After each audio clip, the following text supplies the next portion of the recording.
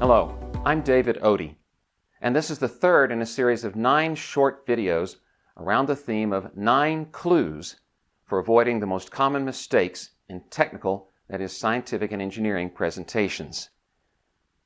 If you saw either of the first 2 videos, you know that the 9 letters in the phrase 9 clues offer us our roadmap. The first N stood for no clear purpose. The I was for inattention to the audience's needs. And now we're up to the third mistake, cued for us by the letter N, which stands for no discernible story. Now, that may surprise you to hear that not telling a story is a mistake in a technical presentation. It seems that most technical presenters are unaware of the importance of telling the story of their work. Yet every successful public speaker knows the maxim, tell a story, make a point. If you want your audience to make the conscious decision to accept, remember, and take action on your information, you have to make a connection with your audience. And the fundamental unit of human connection is the story. Now, when I coach scientists and engineers in their speaking, I often get pushback on this point.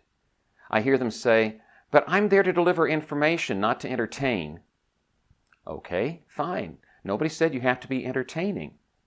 But you do have an obligation not to be boring. Because when you bore your audience, you defeat your purpose, because a bored audience is not going to receive your information. So you have an obligation not to be boring, and the opposite of boredom is not entertainment.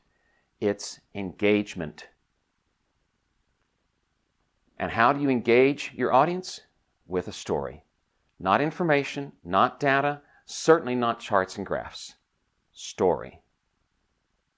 There's actually some really interesting science behind this.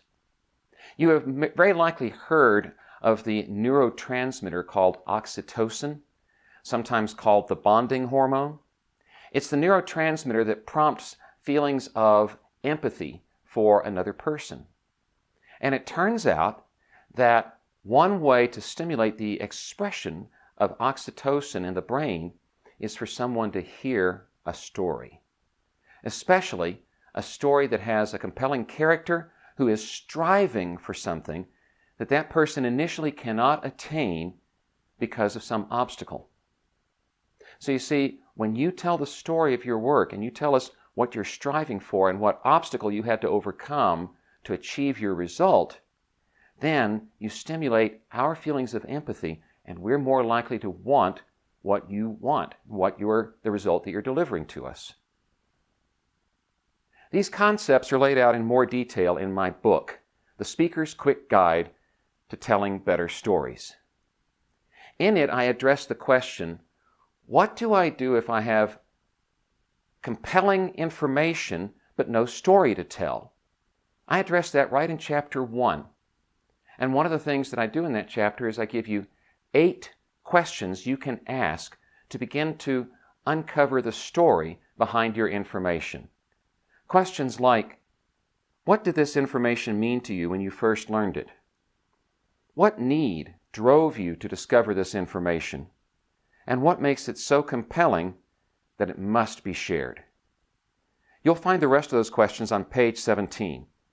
You can read more about the book and find a link to purchase it in either paperback or e-reader format by going to speakersquickguide.com.